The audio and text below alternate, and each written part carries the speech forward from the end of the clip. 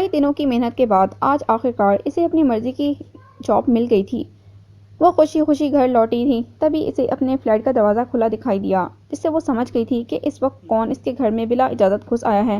وہ غصے سے اندر آئی، تبھی وہ ایک ہاتھ میں کوک اور ایک ہاتھ میں پیزا لے کر بیٹھا ہوا تھا اور سامنے ہی ٹی وی لگایا ہوا تھا۔ وہ اس کے پاس گئی اور غصے سے بولی، یہ کیا طریقہ ہے کسی کے بھی گھر میں گھس آنے کا؟ اس کی بات سن کر ارشمیل نے سر تا پاؤں تک اسے دیکھا۔ اس کا یوں دیکھنا امیمہ کو ناگوار گزرا تھا۔ یہ کیا طریقہ ہے اس پوری بلڈنگ کے اونر سے بات کرنے کا؟ اس کی بات سن کر امیمہ کا جی چاہا کہ اس کا منہ توڑ دے، مگر اس نے اپنے اس ارادے کو بات کے لیے ٹال دیا اور بولی، کیوں بار بار مجھ سے ٹکرانے کے بہانے ڈھونڈتے ہو؟ کیوں بار بار میرے پیچھے آتے ہو؟ کیا ارادے ہیں تمہارے؟ تم واضح طور پر بتا دو کہ میں کچھ حل نکال سکوں۔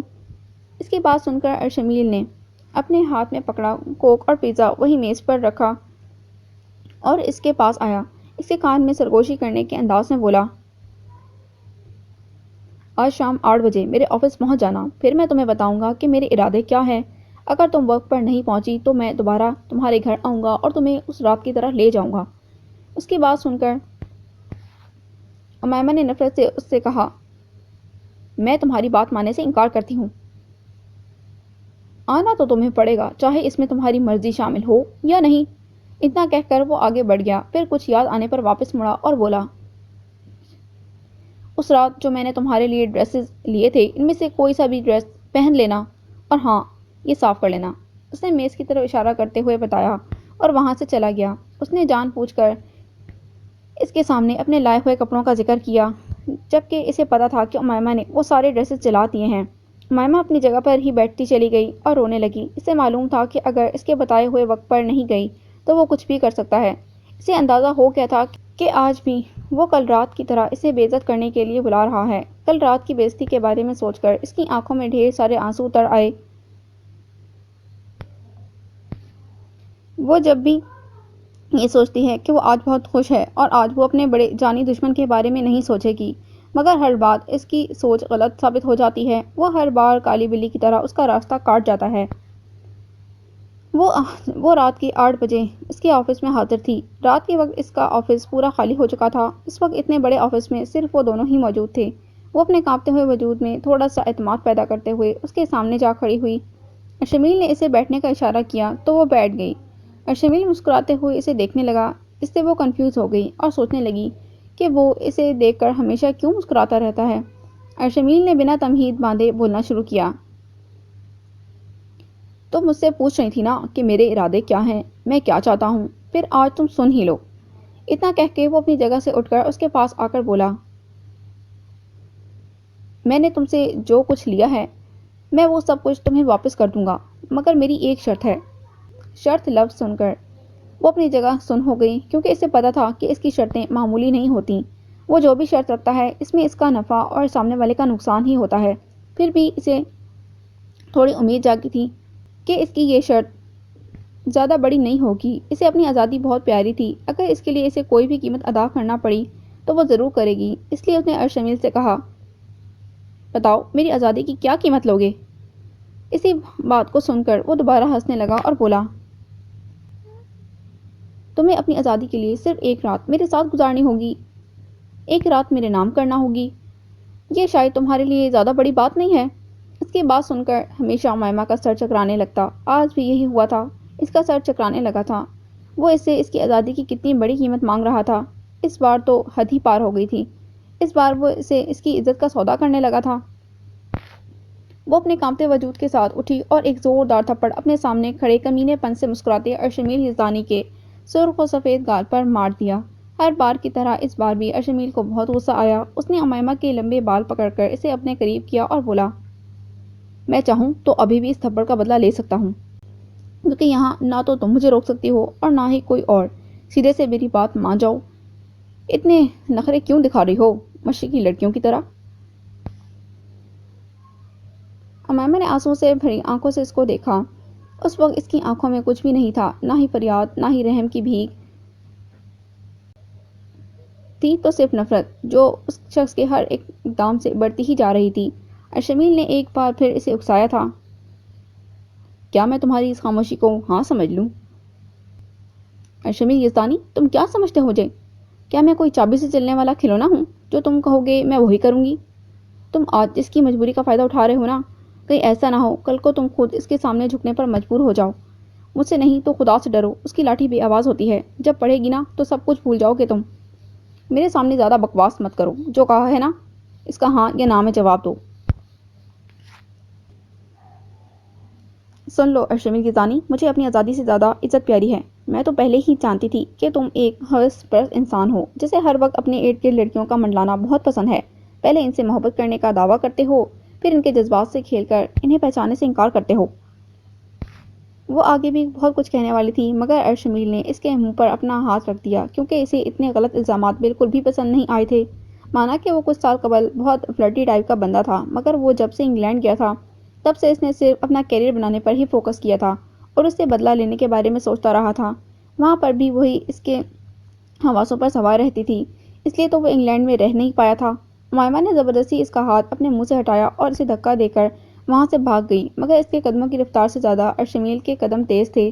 ارشمیل لمبے لمبے ڈگ بھرتے ہوئے اس کے پاس گیا اور اس کا ہاتھ پکڑ کر زبردستی اسے اپنے ساتھ گھسیٹتے ہوئے لایا۔ وہ زمین پر ہلنے لگی تھی مگر ارشمیل نے اس کی پرواہ نہیں کی، پھر اسے چیئر پر زبردستی لا بٹھایا اور اس کے ہاتھ پیر باندھ دیے جس سے وہ اپنی جگہ چیخنے چلانے لگی۔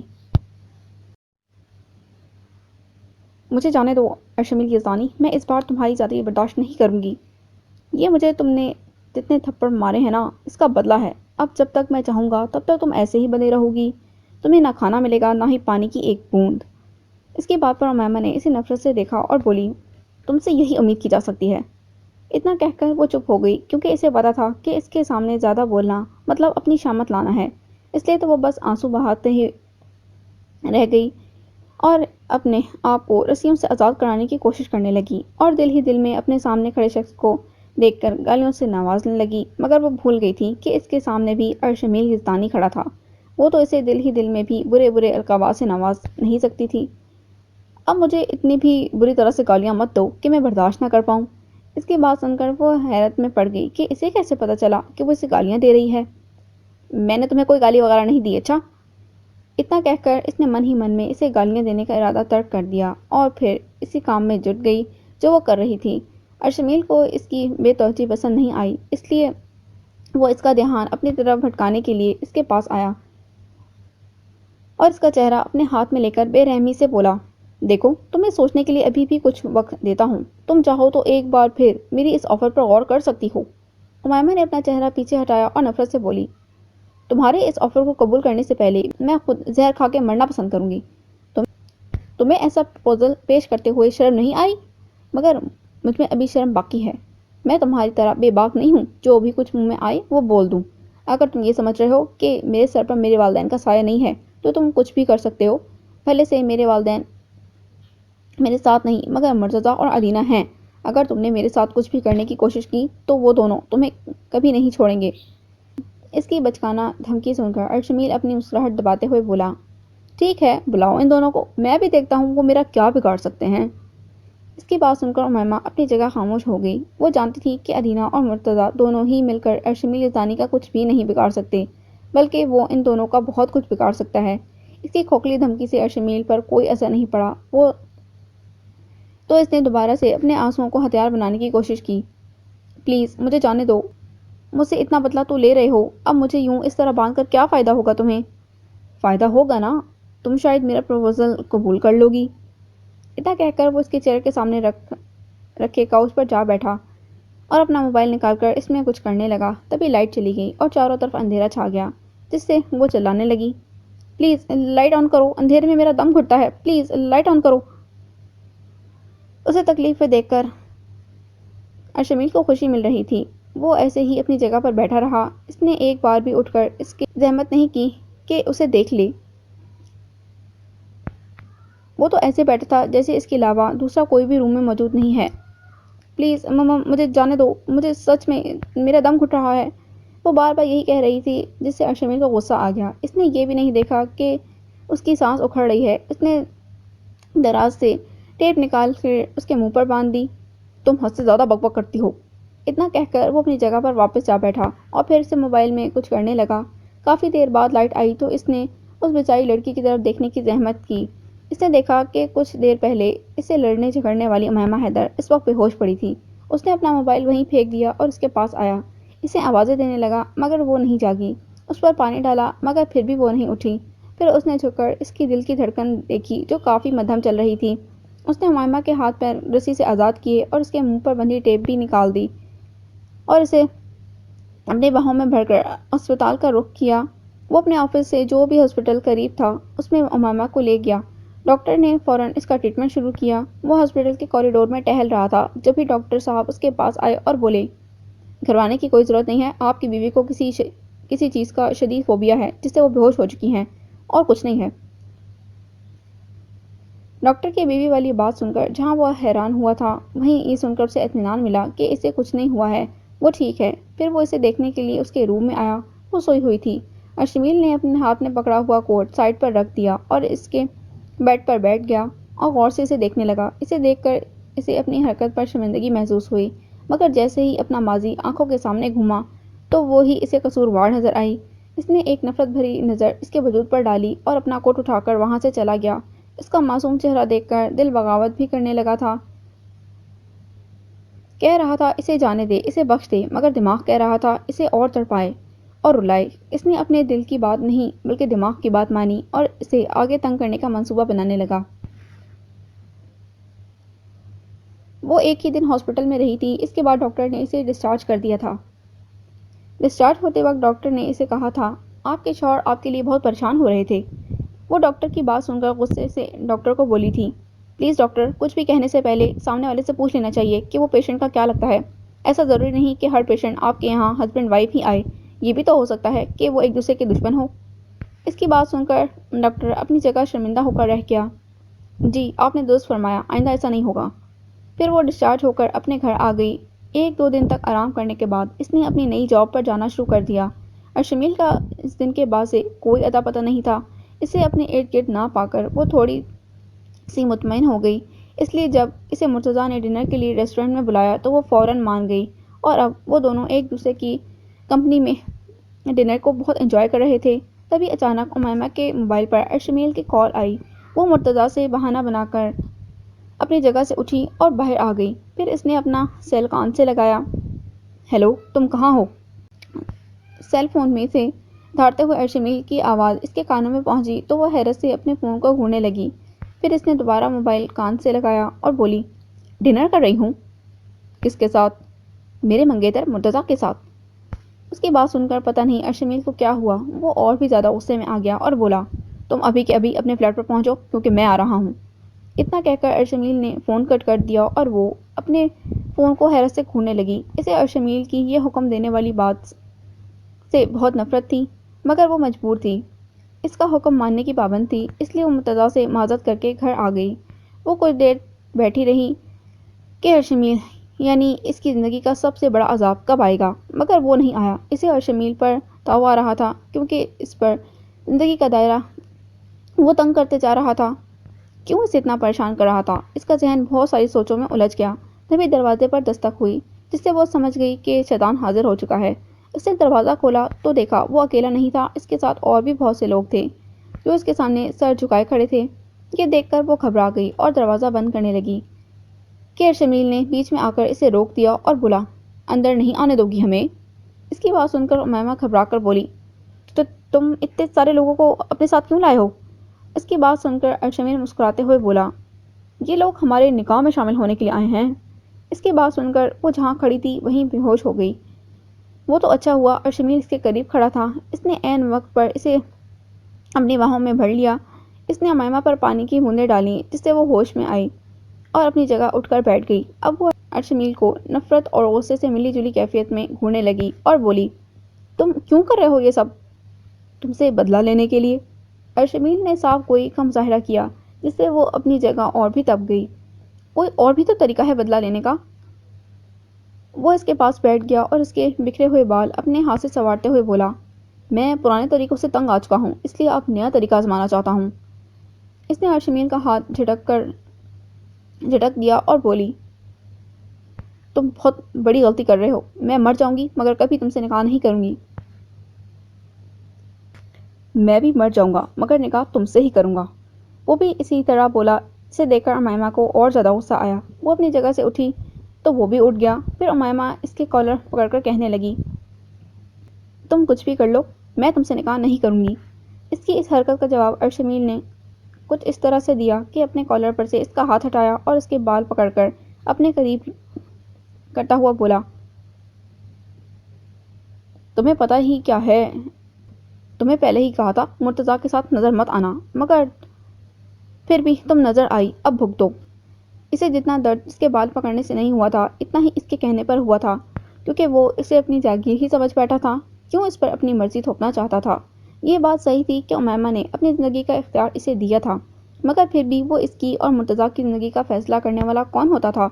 وہ شاید اسے مرتضیٰ کے ساتھ خوش دیکھ کر جیلس ہوتا تھا, یا پھر بات کچھ اور تھی جسے وہ کچھ بھی نہیں سمجھ پا رہی تھی.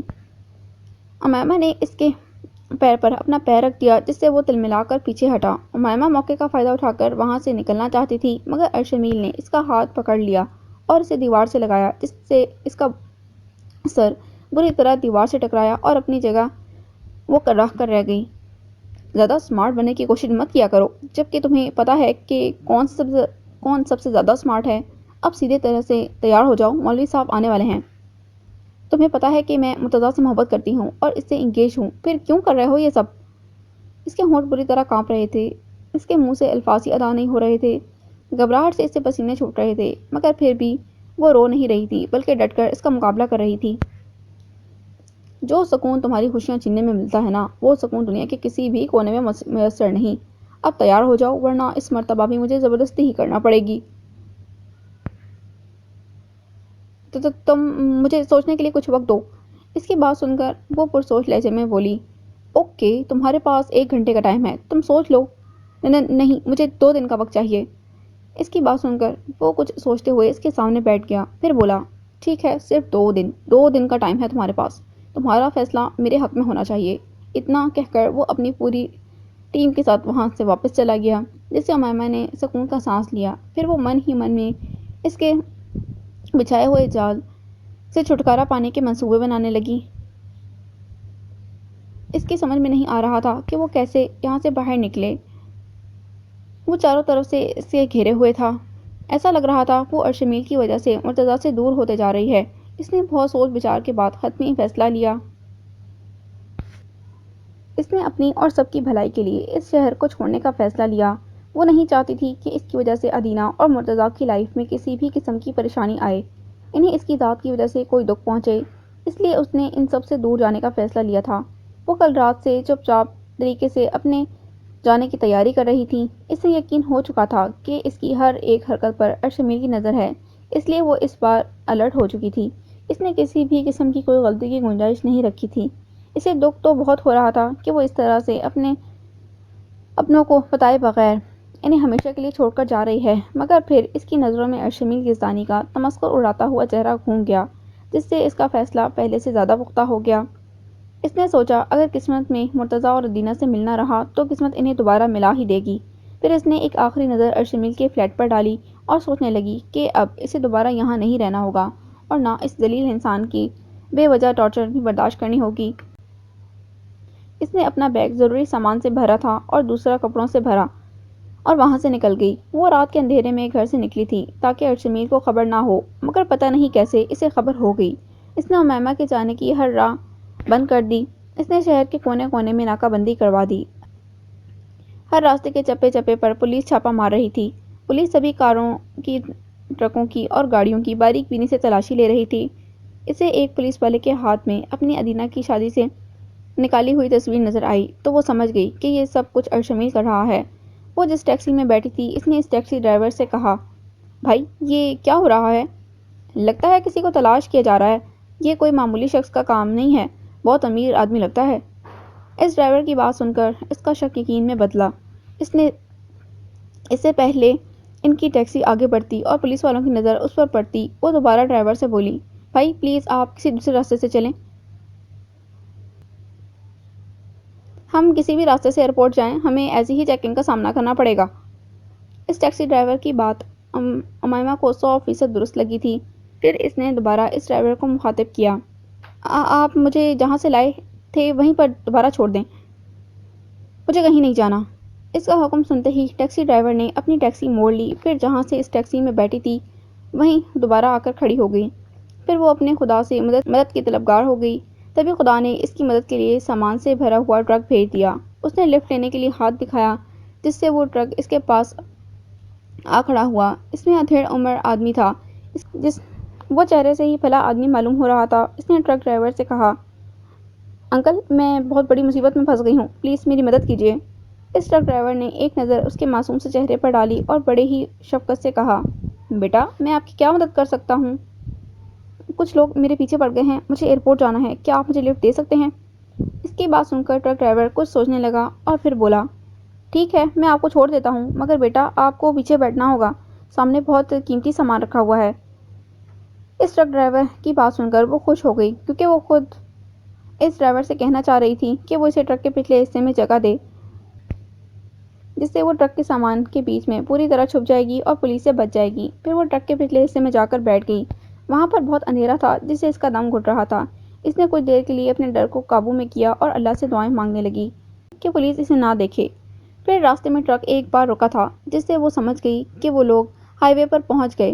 پولیس والوں نے اس کے ٹرک کی بھی تلاشی لی، مگر اس کا نازک سا وجود کچھ اس طرح سے ٹرک کے سامان میں چھپا تھا کہ چیکنگ کے دوران بھی پولیس والوں کو خبر نہ ہو سکی، جس کی وجہ سے اس نے خدا کا لاکھ لاکھ شکر ادا کیا۔ پھر وہ ٹرک سے نکلی اور اس ٹرک ڈرائیور کا شکریہ ادا کیا۔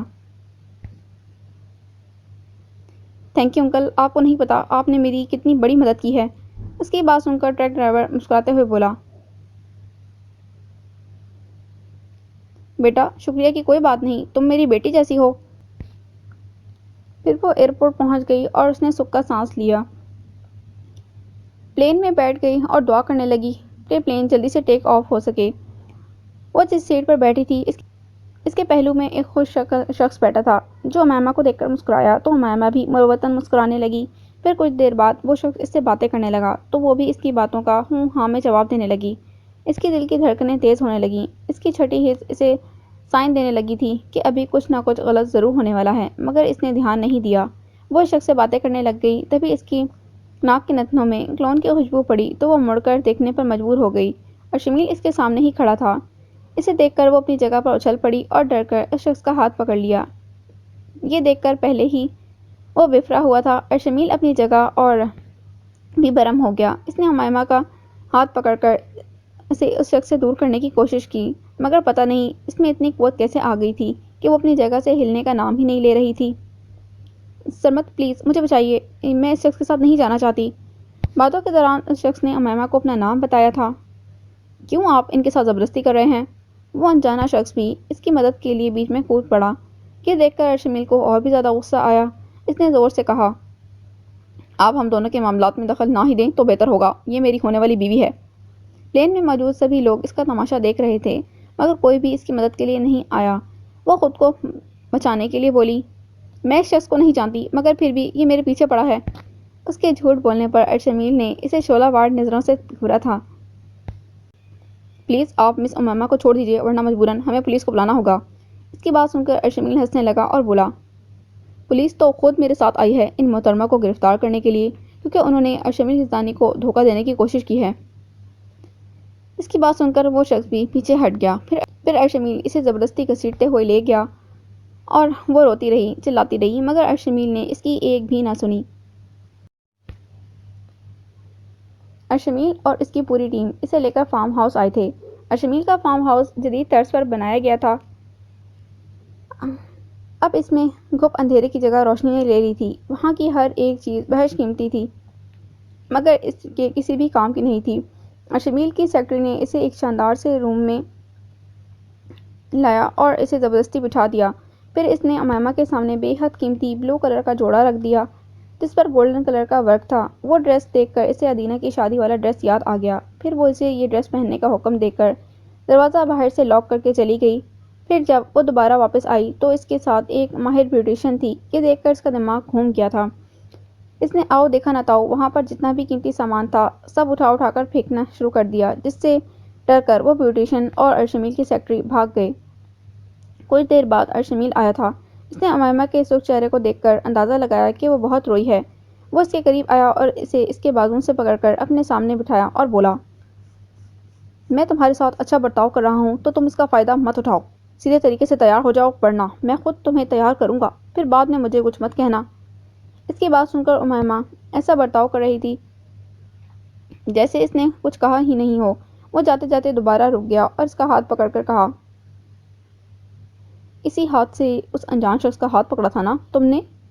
اس کی بات سن کر امائمہ نے اپنا ہاتھ اس کے ہاتھ سے کھینچا تھا، مگر ارشمیل نے ایسا ہونے نہیں دیا۔ اس نے اب مضبوطی سے امائمہ کا ہاتھ تھام لیا تھا اور پتہ نہیں اس کے ہاتھ پر نوکیلی ٹھوس شہ مار دی تھی جس سے اس کے ہاتھ سے خون بہنے لگا تھا۔ وہ اپنی جگہ رخ کر رہ گئی اور دبی دبی آواز میں سسکنے لگی، یہ ہاتھ کا زخم تمہیں ہمیشہ یاد دلائے گا کہ تم نے اس ہاتھ سے کسی غیر شخص کا ہاتھ تھاما تھا۔ اب سیدھے طرح سے تیار ہو جاؤ۔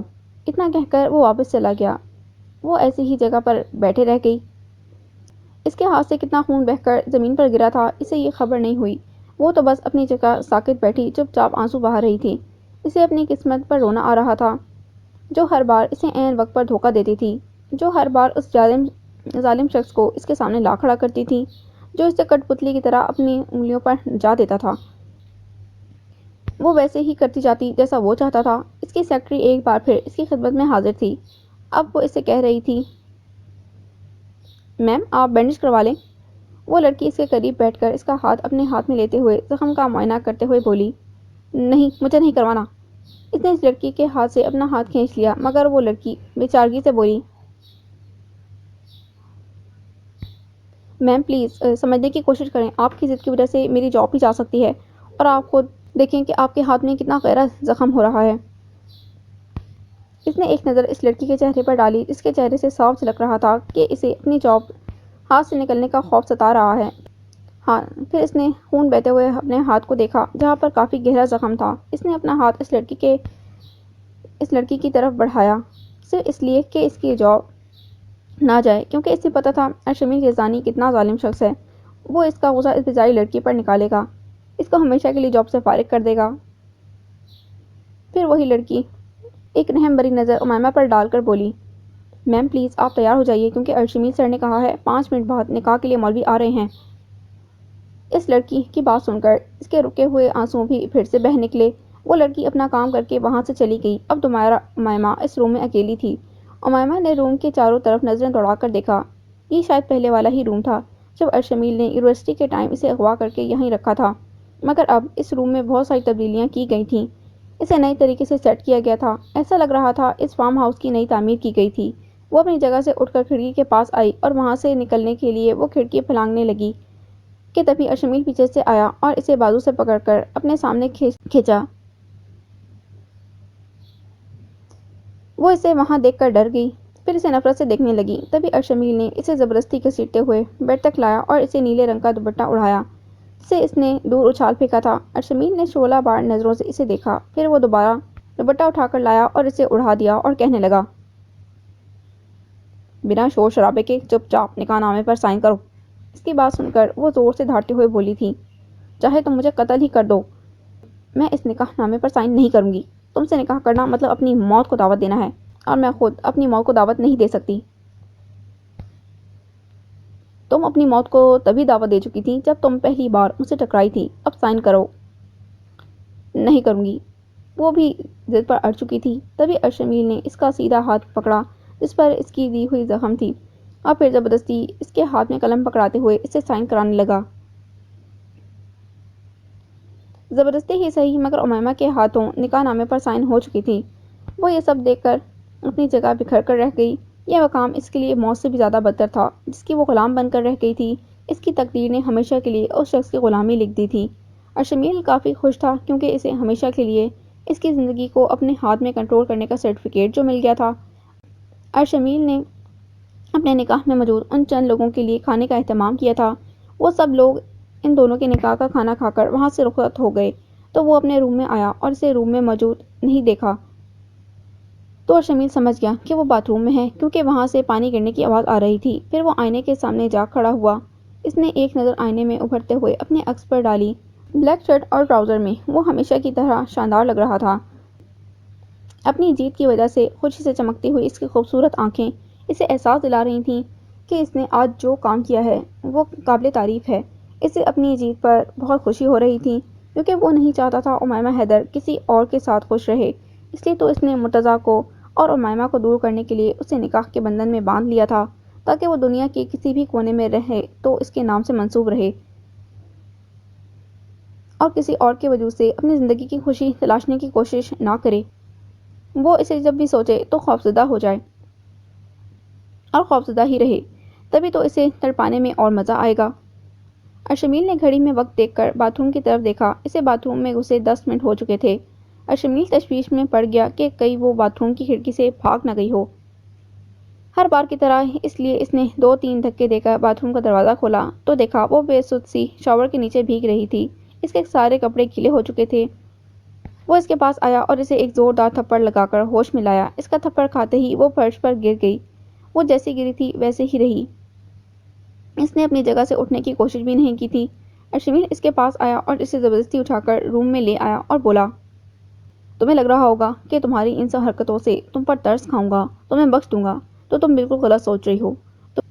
مجھے تم پر ترس نہیں، ہنسی آ رہی ہے کہ تم اب کیسے آگے کی زندگی گزارو گی اپنے منگیتر کے بغیر، اپنی پہلی محبت کے بغیر، جبکہ تم تو اس کے بغیر سانس بھی لینا ناگناہ سمجھتی تھی نا۔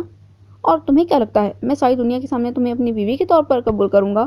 تمہاری غلط فہمی دور کرنے کے لیے تمہیں بتا دوں کہ تم صرف اس لیے میرے نکاح میں ہو تاکہ تم اپنی محبت کو حاصل نہ کر سکو، اپنے منگیتر مرتضیٰ سے شادی کر کے اس کے ساتھ خوشی سے زندگی بسر نہ کر سکو، اور کوئی بات نہیں ہے۔ اس نکاح کو لے کر خوش فہمی مت پال لینا کہ تمہارا مجھ پر کوئی حق ہے۔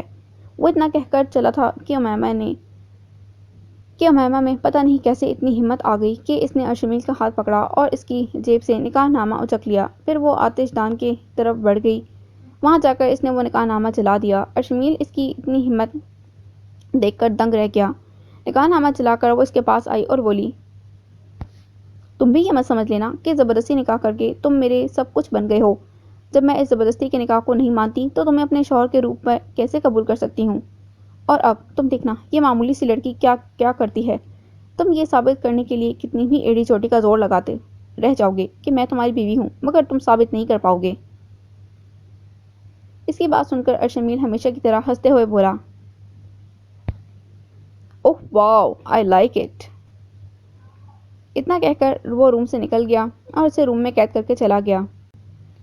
ایسے کہ جاتے ہی وہ وہاں سے بھاگنے کی تدابیر سوچنے لگی، مگر ارشمیل نے اس کے جانے کے سارے راستے بند کر دیے تھے۔ وہ اپنی جگہ بے چوتاب کھاتے رہ گئی اور خود سے بولی، بہت ہو گیا تم سے ڈرنا، اب میں تمہیں بتاؤں گی کہ امیمہ حیدر حقیقت میں کیا ہے۔ ارشمیل اسے قید کر کے بھول چکا تھا۔ وہ مسلسل 2 دن اس روم میں اس گھر میں قید تھی۔ بھوک اور پیاس سے اس کی جان جانے کو تھی۔ اسے ایسا محسوس ہو رہا تھا کہ اس کا سارا جسم مردہ ہو چکا ہے، اس میں توانائی نہ ہونے کے برابر تھی۔ وہ جو اس سے انتقام کے ڈھیر سارے منصوبے بنائے بیٹھی تھی وہ سارے کے سارے دھرے رہ گئے تھے۔ اسے اب لگ رہا تھا کہ بھوک اور پیاس سے وہ مر جائے گی۔ اسے اپنی حالت زندگی پر بہت غم ہو رہا تھا۔ وہ کچھ سال قبل کیا تھی اور آج ارشمیل یزدانی نے اسے کیا بنا دیا تھا۔ اس نے اسے اپنا ایسا محتاج بنا کر رکھ دیا تھا کہ وہ اس کی مرضی کے بنا پتہ بھی نہ ہلا سکے۔ وہ اس بڑے سے روم کی فرش پر بے سود پڑی آنسو بہا رہی تھی اور ادھر ارشمیل اپنے شاندار سے شیشے کے آفس میں اے سی میں بیٹھا تھا۔ آج اس کی اہم میٹنگ تھی۔ وہ اسی کے بارے میں سوچ رہا تھا، تبھی اس کی سیکرٹری اندر آئی۔ اسے دیکھ کر ارشمیل کو 2 دن پہلے اپنی زندگی میں آئی نئی تبدیلی کے بارے میں یاد آیا تو وہ اپنی جگہ سے اٹھ کھڑا ہوا، پھر وہاں سے جانے لگا۔ اسے یوں اس طرح سے اجلت میں جاتا دیکھ کر اس کی سیکرٹری ٹوکے بنا نہ رہ سکی۔ سر، آپ کہاں جا رہے ہیں؟ ابھی آپ کی کافی اہم میٹنگ ہے۔ ارشمیل اس کی بات سن کر جاتے جاتے رک گیا اور بولا، جو بھی میٹنگ ہے وہ کینسل کر دو، آج میرا موڈ نہیں ہے۔ اس کی بات سن کر اس کی سیکرٹری حیران ہوئی اور بولی، مگر سر یہ بہت اہم میٹنگ ہے، اگر یہ کینسل ہو گئی تو ہمیں بہت بڑا نقصان اٹھانا پڑے گا۔ جب میرے نفع نقصان کی مجھے پرواہ نہیں تو تمہیں بھی نہیں ہونی چاہیے۔ وہ اتنا کہہ کر چلا گیا تو اس کی سیکرٹری کندھے اچکا کر رہ گئی۔ وہ رش ڈرائیونگ کرتے ہوئے اپنے فارم ہاؤس پہنچا۔ لاؤنج عبور کرتے ہوئے اس روم تک آیا۔ اس روم کا دروازہ کھولا تو دیکھا وہ فرش پر اوندھے منہ پڑی تھی۔ ارشمیل اس کے پاس گھبراتے ہوئے گیا، پھر اس نے امیمہ کو سیدھا کیا اور اس پر جھک کر اس کے دل کی دھڑکنیں چیک کرنے لگا۔ اس کی دھڑکنیں مدھم چل رہی تھیں، مگر چل رہی تھیں۔ اسے تھوڑی سی تشویش ہوئی تو اس نے امیمہ کو اٹھا کر بیڈ پر ڈالا، پھر اس پر پانی ڈال کر اسے ہوش میں لانے کی کوشش کی۔ وہ اپنی جگہ تھوڑی کسمسائی تھی، پھر بھی پوری طرح ہوش میں نہیں آئی تھی۔ وہ بے ہوشی کے عالم میں بس پانی مانگ رہی تھی۔ پانی، پانی۔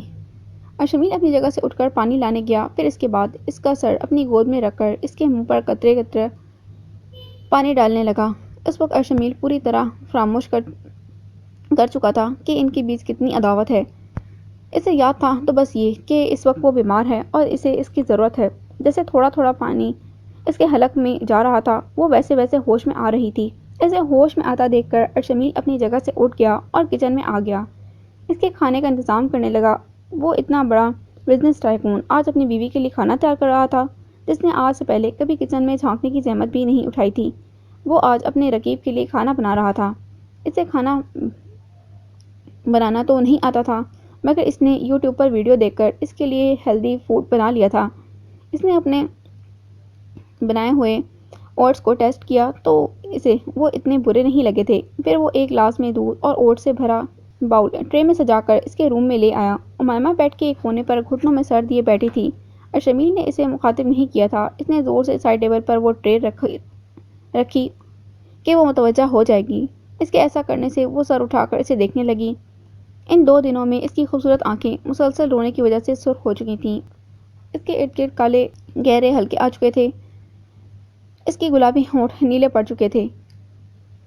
چہرہ مرجھا گیا تھا۔ اس کی حالت دیکھ کر ارشمیل نے اس کی طرف دیکھنے سے گریز کیا تھا اور دھیمے مگر سخت لہجے میں کہا، کھانا کھا لو، ورنہ مرنے کا شوق ہے تو ایسے ہی رہو۔ وہ اتنا کہہ کر وہاں سے چلا گیا۔ پھر اس نے ایک نظر اس کھانے پر ڈالی جو ارشمیل نے اس کے لیے بنایا تھا۔ وہ کھانا دیکھ کر اس کی بھوک چمک اٹھی۔ اس نے دل میں سوچا کہ اس کی دشمنی تو ارشمیل سے ہے، وہ کھانے پر اپنی ناراضگی کیوں نکالے۔ تبھی اس نے وہ کھانے کی ٹرے اٹھائی اور کھانا کھانے لگی۔ اتنا برا بھی نہیں بنا تھا جو کھایا نہ جا سکے۔ کھانا کھانے کے بعد اسے اپنے جسم میں نئے سرے سے توانائی محسوس ہوئی تو وہ اپنی جگہ سے اٹھ گئی۔ وہ اس روم سے نکل گئی۔ اب وہ ارشمیل کے فارم ہاؤس کا جائزہ لینے لگی تھی۔ اس کا فارم ہاؤس بہت خوبصورت تھا۔ وہ جہاں کھڑی تھی وہ ایک کشادہ لاؤنج تھا۔ اس میں ہر چیز بہت قیمتی تھی۔ اس کے روم کے بعد ہی کافی سارے رومز تھے اور سارے جدید طرز سے بنائے ہوئے تھے۔ کچن تھا، اس کے بعد اوپر جانے کے لیے سیڑھیاں تھیں۔ اس کا دل چاہا کہ وہ اوپر جا کر دیکھے، مگر جب اس کی نظر کھلے ہوئے لاؤنج کے دروازے پر پڑی تو اس نے اوپر جانے کا ارادہ ترک کر دیا اور باہر نکل گئی۔ باہر ایک گھنا جنگل تھا اور گھوڑوں کا استبل تھا۔ وہ جو اس وقت گھر سے بھاگنے کے ارادے سے نکلی تھی، ارشمیل کو استبل میں دیکھ کر ڈر گئی۔ اسے شاید اونچی نسل کے گھوڑے پر پالنے کا بہت شوق تھا، اس لیے تو اتنا بڑا بزنس مین ان گھوڑوں کو پانی پلا رہا تھا اور چارہ کھلا رہا تھا۔ وہ اسے دیکھ کر اندر بھاگنے والی تھی، مگر ارشمیل نے اسے دیکھ لیا اور بولا، رکو، کہاں جا رہی ہو اور یہ کس سے پوچھ کر باہر نکلی ہو تم؟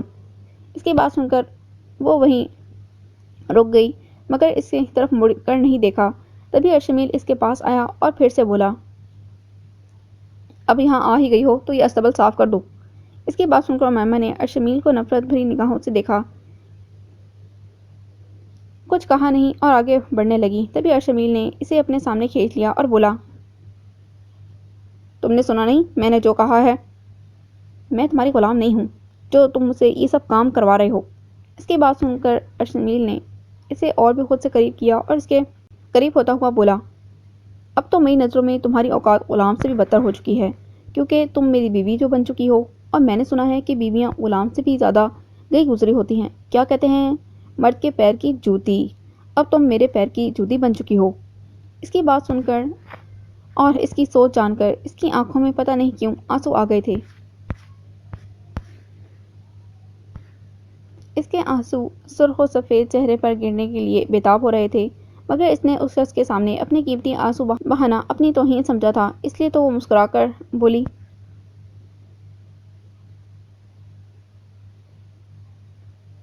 زبردستی نکاح جیسے پاک بندھن میں مجھے باندھ کر تم کیا سمجھ رہے ہو کہ میں تمہاری بیوی بن چکی ہوں؟ میں زبردستی کے رشتے کو کبھی نہیں مان سکتی اور تمہیں بھی میں کبھی بھی یہ نہیں ماننے دوں گی۔ زیادہ وقت نہیں ہوا ہے، ابھی 2 دن پہلے ہی تم نے مجھ سے کہا تھا کہ زیادہ خوش فہمی مت پال لینا کہ تمہارا مجھ پر حق ہے، اور اب کیوں تم خوش فہمی پال رہے ہو کہ تمہارا مجھ پر حق ہے؟ اس کی بات سن کر ارشمیل نے ہنس کر کہا، جو بھی ہے یا میں نے جو بھی کہا تھا اس سے کوئی فرق نہیں پڑتا، اب تو تم میری بیوی پلس غلام بن چکی ہو، میرا ہر حکم ماننے کی پابند ہو چکی ہو۔ نہیں ہوں میں تمہاری غلام اور نہ ہی تمہاری بیوی، خود کو زبردستی مجھ پر تھوپنے کی کوشش مت کرو۔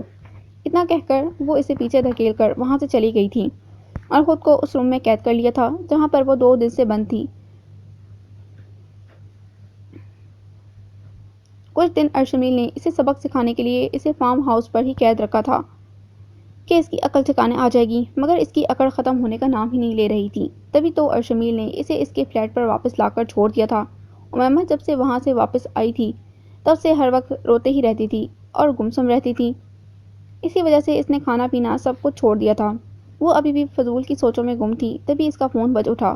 اس نے اپنے موبائل کی طرف دیکھنے کی زحمت بھی نہیں کی کیونکہ اسے لگ رہا تھا کہ ارشمیل کی کال ہے، کیونکہ وہ ہی یوں مسلسل کال کرتا رہتا تھا۔ موبائل پھر سے مسلسل بجنے لگا جس سے امیمہ پریشان ہو گئی۔ وہ اپنا موبائل اٹھا کر پھینکنے ہی والی تھی تب اس کی نظر موبائل کی اسکرین پر پڑی۔ اسکرین پر ادینہ کا نام جگمگا رہا تھا تو اس نے کافی خوشی کے عالم میں اس کا فون اٹھا لیا اور کان سے لگا لیا۔ ادینہ کا فون اسے آج بہت دنوں بعد آیا تھا کہ دیکھ کر اس کی آنکھوں میں آنسو جاری ہو گئے۔ وہ اسے اپنی آپ بیتی بتانا چاہتی تھی۔ وہ اسے کہنا چاہتی تھی کہ تمہارے لیے خوشیاں خریدتے خریدتے دیکھو میرے ساتھ کیا ہو گیا ہے۔ وہ اسے بتانا چاہتی تھی کہ ارشمیل نے اس پر کتنے ظلم ڈھائے ہیں، مگر اس کی زبان بھی کچھ کہنے سے انکار ہی کر رہی تھی۔ اس کے منہ سے ایک بھی لفظ ادا نہیں ہو پا رہا تھا۔ اسے ایسے چپ چاپ پا کر ادینہ تشویش میں گھر گئی اور اس سے بولی، ہیلو آپی، آپ ٹھیک تو ہے نا؟ کیا ہوا، آپ کچھ بول کیوں نہیں رہی؟ اس کی بات سن کر امیمہ نے اپنی آنسوؤں کو روکتے ہوئے کہا، ہاں میں ٹھیک ہوں، بس یہاں پر نیٹ ورک پرابلم ہو رہی ہے اس لیے کچھ سنائی نہیں دے رہا۔ اس نے ادینہ سے صاف جھوٹ کہہ دیا۔ ادینہ بھی اس کی بہن تھی، اس کے جھوٹ کو بخوبی سمجھ گئی تھی۔ آپی آپ گھر پر ہی ہیں نا؟ کیونکہ میں اور احد آ چکے ہیں، ہم دونوں آپ سے ملنے آ رہے ہیں۔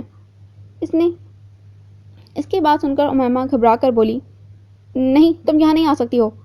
ادینہ امیمہ کی بات سن کر حیرت کا مظاہرہ کیے بنا نہ رہ سکی۔ کیا مطلب ہے آپی آپ کا، میں کیوں نہیں آ سکتی؟ میں اس وقت آفس میں ہوں، تم گھر جاؤ گی تو تمہیں گھر میں کوئی نظر نہیں آئے گا، اس لیے میں کہہ رہی ہوں کہ تم گھر مت جاؤ۔ ہم دونوں شام کو کسی ریسٹورینٹ میں مل کر ڈنر کریں گے۔ بہت دن گزر چکے ہیں، ہم نے ساتھ مل کر باتیں بھی نہیں کی اور نہ ہی اچھا کھانا کھایا ہے۔ اس کی بات ادینہ کو کافی پسند آئی تھی، اس لیے تو ادینہ نے کہا، ٹھیک ہے آپی، میں اور احد آپ سے شام میں ریسٹورینٹ میں ملتے ہیں۔ اس کی بات سن کر امیمہ کے دل کو تھوڑا سکون ملا تھا، ورنہ وہ تو سمجھ رہی تھی کہ ادینہ کو پتہ چل جائے گا کہ اس نے اس کی اور احد کی شادی کروانے کے لیے کتنی بڑی قربانیاں دی ہیں۔ پھر وہ مقررہ وقت پر ریسٹورینٹ پہنچ گئی۔ وہ کسی طور پر بھی غلطی نہیں کرنا چاہتی تھی جس سے ادینہ پر حقیقت آشکار ہو جائے۔ ادینہ بھی مقررہ وقت پر ریسٹورینٹ پہنچ گئی تھی۔ ادینہ جیسے ہی اس کے سامنے آئی اس کا صبر کا بندھن ٹوٹ چکا تھا۔ وہ کافی دیر تک اس کے گلے لگ کر روتی رہی۔ اس کو روتا دیکھ کر ادینہ کا بھی دل پگھل گیا تھا، وہ بھی رونے لگی۔ ان دونوں کو شروع ہوتا دیکھ کر احد بیچ میں کود پڑا، بس کریں آپ لوگ یہ رونا دھونا، یہ ریسٹورینٹ ہے گھر نہیں۔ احد کی بات سن کر وہ دونوں مسکراتے ہوئے ایک دوسرے سے الگ ہوئے تھے۔ پھر ان دونوں بہنوں نے احد کو ایک طرف کر دیا اور اپنی باتیں کرنے لگیں۔ اسی دوران کھانا بھی آ چکا تھا۔ احد اور ادینہ تو خوب مزے لے لے کر کھا رہے تھے، بس وہی اپنی پلیٹ پر چمچ پھیر رہی تھی۔ اسے کچھ نہ کھاتے دیکھ کر ادینہ ٹوٹ پڑی تھی، آپی یہ سب کیا ہے، آپ کیسے کھانا کھا رہی ہیں، آپ کی پلیٹ تو بالکل خالی ہے۔ نہیں ادی، میں آلریڈی کھا چکی ہوں، اب اور گنجائش نہیں ہے۔ وہ سامنے کے سامنے صاف جھوٹ بول گئی۔ اصل میں اسے کچھ بھی کھائے نہیں جا رہا تھا، حلق میں نوالے پھنس رہے تھے۔ کھانا ہونے کے بعد وہ لوگ ادینہ کی ضد کی وجہ سے شاپنگ کے لیے نکل گئے۔ ابھی انہوں نے تھوڑی سی ہی شاپنگ کی تھی کہ امیمہ کو بری طرح چکر آئے اور وہ اپنی جگہ بے ہوش ہو گئی۔ اسے ہوش سے بےگانہ دیکھ کر ادینہ کے پسینے ہی چھوٹ گئے تھے۔ وہ احد کی طرف دیکھ کر چیختے ہوئے بولی، احد دیکھو نا ابھی کو کیا ہوا ہے۔ احد بھی امیمہ کو بے ہوش دیکھ کر گھبرا گیا اور پریشان ہو چکا تھا۔ ادینہ تم پریشان مت ہو، میں کچھ کرتا ہوں۔ احد نے اسے اپنے بازو پر اٹھا کر کار میں ڈالا۔ وہ امیمہ کو ہاسپٹل لے جا رہے تھے مگر تبھی ادینہ بولی، احد مجھے لگتا ہے ہمیں آپی کو گھر لے جانا چاہیے، تم دیکھو ان چند دنوں میں آپی کی کیسی حالت ہو چکی ہے۔ اس کی بات سن کر احد نے اس بات میں سر ہلا دیا۔ ان کی راہ یزدانی ہاؤس کی طرف تھی، کیونکہ ادینہ کا کہنا تھا کہ امائمہ خود کا دھیان نہیں رکھ رہی ہے، اس لیے وہ کچھ دن تک اسے اپنے ساتھ اپنے گھر رکھنا چاہتی تھی۔ احد کو بھی اس کی بات سے کوئی اعتراض نہیں تھا، اس لیے تو وہ اسے یزدانی ہاؤس لے آیا تھا۔ وہ ابھی بھی بے ہوش تھی۔ ادینہ نے فوراً اپنے فیملی ڈاکٹر کو کال کر کے بلایا تھا۔ ڈاکٹر کا کہنا تھا کہ یہ سب کچھ اسے اسٹریس کی وجہ سے ہو رہا ہے۔ احد اور ادینہ اس کے روم میں موجود تھے۔ ڈاکٹر چیک کر کے جا چکا تھا۔ امائمہ نے جب آنکھیں کھولی تو خود کو اجنبی روم میں پا کر وہ حیران ہو گئی۔ پھر اس نے اپنے آس پاس بیٹھے احد اور ادینہ پر نظریں دوڑائیں۔ وہ دونوں اسے ہوش میں پا کر خوش ہو گئے اور اس کے قریب جا کر بیٹھ گئے۔ ادینہ نے اس کی پیٹھ کے پیچھے تکیہ لگایا اور اسے اٹھ کر بیٹھنے میں مدد کی اور بولی، آپی، آپ خود کا بالکل بھی دھیان نہیں رکھ رہی ہیں۔ دیکھیے نا، ان چند دنوں میں آپ صدیوں کی بیمار لگ رہی ہیں۔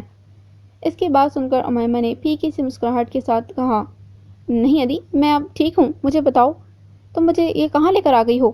اس نے اب غور سے اس روم کا جائزہ لیا تھا۔ وہ جس روم میں تھی وہ بے حد شاندار اور کشادہ تھا۔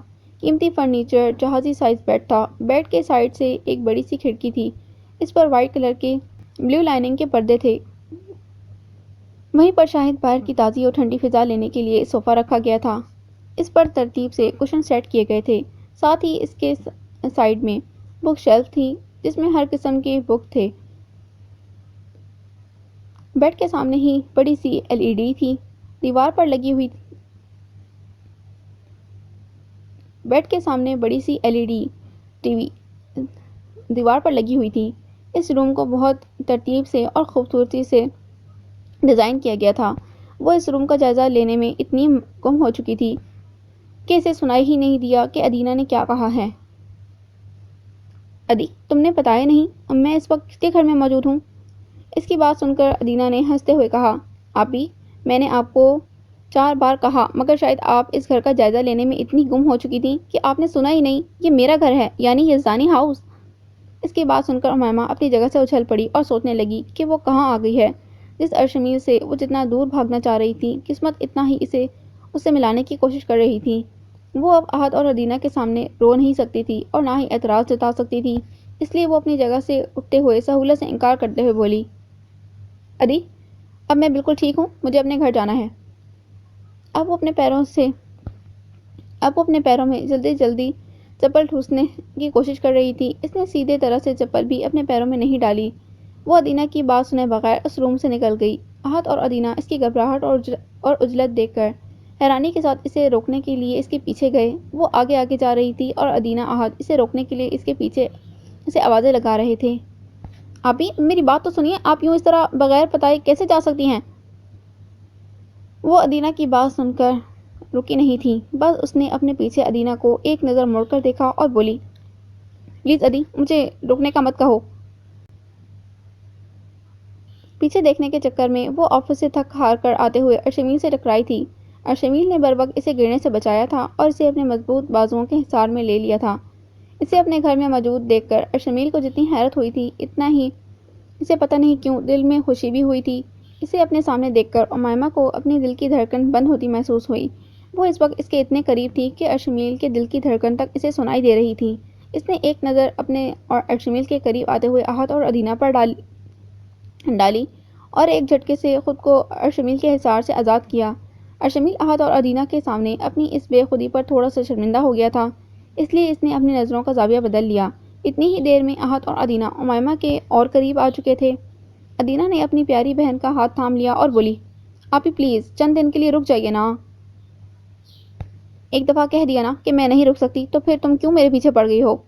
اب کی بار امائمہ نے کافی سخت لہجے میں کہا تھا۔ اسے ادینہ پر بہت غصہ آ رہا تھا کہ وہ اسے بنا کچھ سوچے سمجھے اپنے گھر اٹھا کر لے آئی ہے۔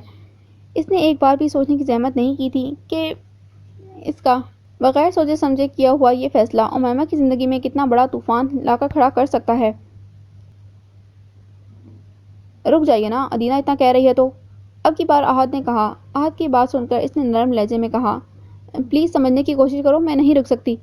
اس نے ایک نفرت انگیز نظر اپنے سامنے سر جھکائے کھڑے ارشمیل پر ڈالی اور کہا،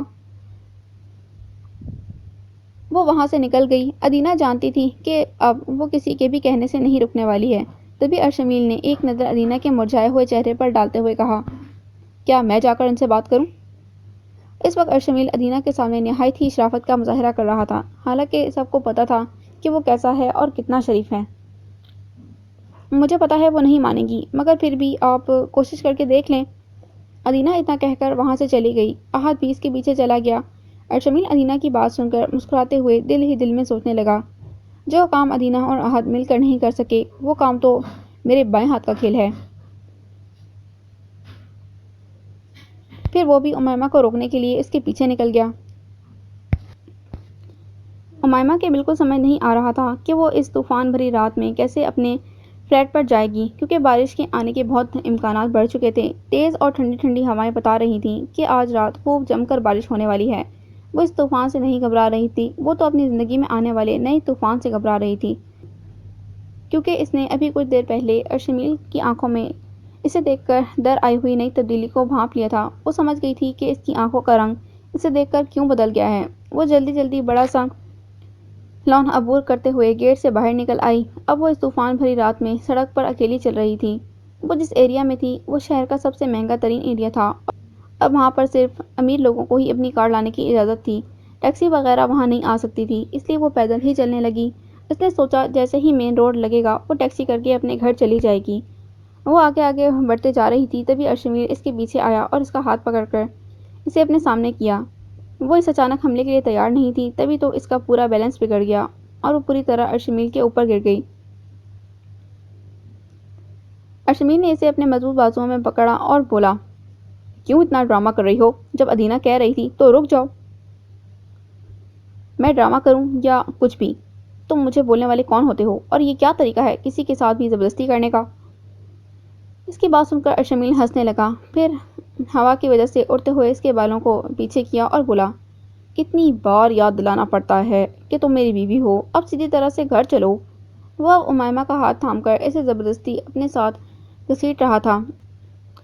امیمہ جیسی نازک سی لڑکی سے ارشمیل جیسا 6 فٹ کا مرد سنبھالا نہیں جا رہا تھا۔ وہ اسے گھسیٹتے ہوئے لے جا رہا تھا، وہ بھی کٹی پتنگ کی طرح اس کے ساتھ کھینچتی چلی جا رہی تھی۔ اس نے اپنے بچاؤ کے لیے ارشمیل کے ہاتھ پر اپنے تیز ناخن گاڑ دیے، مگر اس سے بھی ارشمیل کو کوئی فرق نہیں پڑا۔ وہ اب بھی اسے گھسیٹتے ہوئے لے جا رہا تھا۔ اسے اپنی اس تدبیر کو فیل ہوتا دیکھ کر امیمہ نے دوسرا حربہ استعمال کیا اور اس میں اپنے دانت ارشمیل کے ہاتھ پر کاٹ دیے۔ اس کی اس حرکت سے ارشمیل اپنی جگہ بلبلا اٹھا تھا۔ اس نے جھٹکے سے اپنا ہاتھ امیمہ سے چھڑوایا اور ایک زوردار دھکا دیا جس سے وہ گر پڑی تھی۔ ارشمیل نے ایک نظر اپنے ہاتھ پر ڈالی، اس کے ہاتھ سے اب خون نکل رہا تھا۔ اس سے رہ رہ کر امیمہ پر غصہ آ رہا تھا۔ اس نے اپنی جیب سے رومال نکال کر اپنے ہاتھ پر باندھا اور اس کے پاس جا کر اور اس کے ہاتھ پر اپنا جوتا پہنا پیر رکھتے ہوئے بے دردی سے دباتے ہوئے کہا، پہلے بھی سمجھایا تھا کہ زیادہ ہوشیار بننے کی کوشش مت کیا کرو، تم ہی نقصان میں آ جاتی ہو۔ اب چلو یہاں سے، ورنہ سب کو ہمارے رشتے کی حقیقت بتا دوں گا، پھر تم سب کو صفائی دیتے رہنا کہ ہم کیسے ملے، یہ سب کیسے ہوا، وغیرہ وغیرہ۔ امیمہ نے درد ضبط کرنے کی کوشش کرتے ہوئے اپنی سرخ آنکھوں سے ارشمیل کی طرف دیکھا اور کانپتے ہوئے لہجے میں کہا، ٹھیک ہے تم بتا دو سب کو، مگر میں بھی بتا دوں گی کہ تم نے کس طرح زبردستی مجھے ٹارچر کر کے مجھ سے نکاح کیا تھا۔ ٹھیک ہے میں جا رہا ہوں سب کو بتانے۔ اتنا کہہ کر وہ چلا گیا۔ امیمہ جہاں تھی وہیں بیٹھی رہی۔ پھر وہ سوچنے لگی کہ ادینہ کو اس کے نکاح کا پتہ چل جائے گا تو وہ کتنی بڑی قیامت آ جائے گی۔ ادینہ شاید اسے مرتضیٰ کو دھوکہ دینے کے جرم میں کبھی معاف ہی نہ کرے، اور مرتضیٰ وہ بھی تو کبھی اسے معاف نہیں کرے گا۔ اور احد وہ کیا سوچے گا کہ اس نے اس کے بھائی کی دولت دے کر اسے پھنسا لیا۔ اس نے اپنے ہاتھ کو دیکھا جہاں پر ارشمیل کے جوتے کی وجہ سے سرخ نشان پڑ چکے تھے اور اس میں کافی جلن ہو رہی تھی۔ اس نے اپنے ہاتھ میں ہوتے درد کو نظر انداز کر دیا اور اپنی جگہ سے اٹھ گئی۔ پھر اپنے کپڑوں پر لگی ہوئی دھول کو جھٹکا اور خود کا حلیہ درست کرتے ہوئے یزدانی ہاؤس کی طرف بڑھ گئی۔ وہ جیسے ہی لاؤنج میں آئی تو دیکھا ارشمیل ادینہ کی طرف بڑھ رہا تھا، اسے شاید ان کے رشتے کی سچائی بتانے کے لیے۔ اس سے پہلے کہ ارشمیل ادینہ کو کچھ کہتا، امیمہ نے اپنی جگہ سے کھڑے رہ کر زور سے کہا، ادینہ میں آ چکی ہوں۔ اس نے اس لیے زور سے کہا تھا کہ ارشمیل تک اس کی آواز بآسانی پہنچ جائے اور وہ اسے کچھ بھی بتانے سے رہ جائے۔ اس کی آواز اتنی بلند تھی کہ احد اور ادینہ بھی چونک گئے تھے۔ ارشمیل نے مڑ کر نہیں دیکھا تھا، وہ جہاں تھا وہاں ہی مسکراتے ہوئے اپنے روم میں چلا گیا۔ ادینہ اسے واپس اپنے گھر میں دیکھ کر خوش ہو گئی تھی۔ اسے یقین نہیں ہو رہا تھا کہ اس کی ضدی آپی کسی کی بات بھی مان سکتی ہیں۔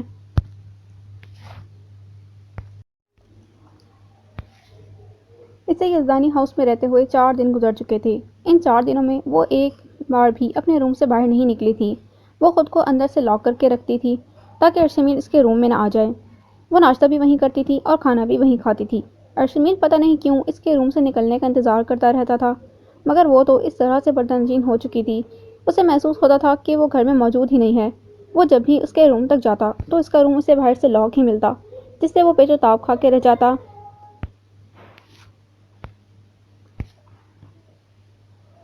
ادینہ اس کی روزانہ کی روٹین دیکھ کر تھک چکی تھی۔ وہ سوچنے لگی تھی کہ اس کی آپی میں پہلے سے کتنی زیادہ تبدیلی آ چکی ہے۔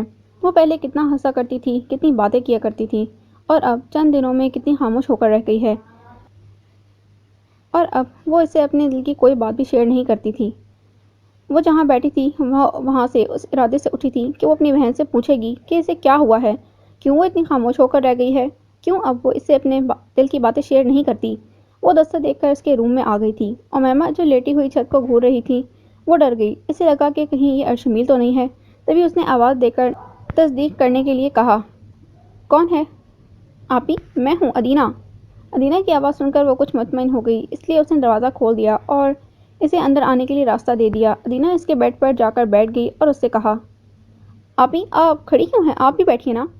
اس کی بات سن کر امیمہ بھی وہیں پر بیٹھ گئی۔ ادینہ امیمہ کے خوبصورت چہرے کو، جو اب کافی مرجھا گیا تھا، اسے اپنے نظروں کے حصار میں لیتے ہوئے بولی، آپی کیا بات ہے، آپ اتنی تبدیل کیسے ہو گئیں محض چند دنوں میں؟ کیا میرے پیچھے کوئی حادثہ رونما ہوا تھا جس کا یہ نتیجہ ہے؟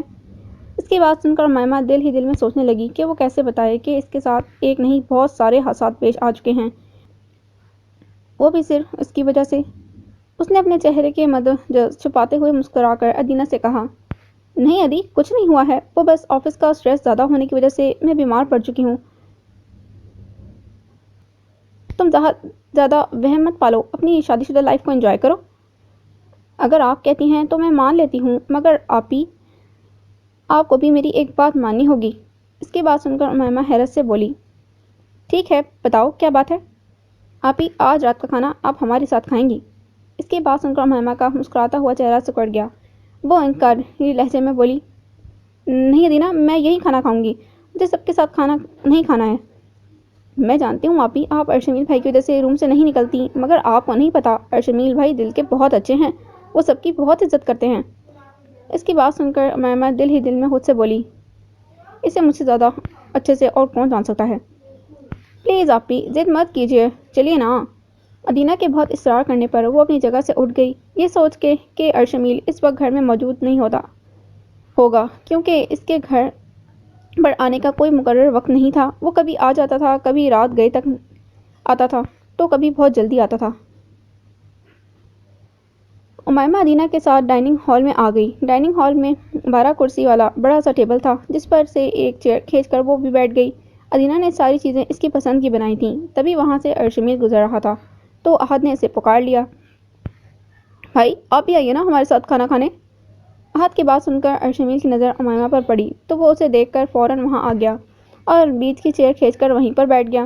امیمہ کو اپنی سانس رکتے ہوئے محسوس ہو رہی تھی، اس کا وہاں ایک پل بیٹھنا محال ہو چکا تھا۔ وہ اپنی جگہ پر صرف ادینہ کے لیے ہی بیٹھی تھی، ابھی اگر کوئی اور وقت ہوتا تو وہ اٹھ کر چلی جاتی۔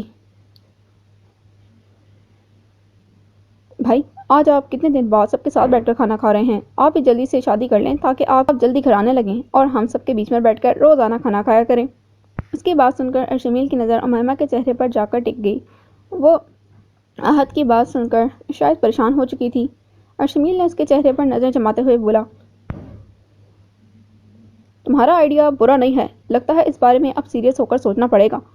اس کی بات سن کر امیمہ اپنی جگہ جذبز ہو چکی تھی، اس کا کھانا کھانے کو بالکل بھی جی نہیں چاہ رہا تھا۔ تبھی ادینہ کی نظر امیمہ پر پڑی تو وہ بولی، آپی آپ تو کچھ لے ہی نہیں رہی ہیں، کیا کھانا اچھا نہیں بنا ہے؟ نہیں ایسی کوئی بات نہیں ہے، کھانا تو بہت اچھا بنا ہے۔ اب کہ امیمہ اپنے ہاتھ میں پہنی ہوئی اپنی منگنی کی انگوٹھی گھمانے لگی تھی، یہ دیکھ کر ادینہ کچھ اور سمجھی تھی، اس لیے مسکراتے ہوئے بولی، آپی آپ یوں کہیں نا کہ یہ سب کھانا آپ کا پسندیدہ ہونے کے ساتھ ساتھ مرتضیٰ بھائی کا بھی ہے، اس لیے تو آپ کھانا ہی کھا رہی کیونکہ آپ مرتضیٰ بھائی کو یاد کر رہی ہیں نا؟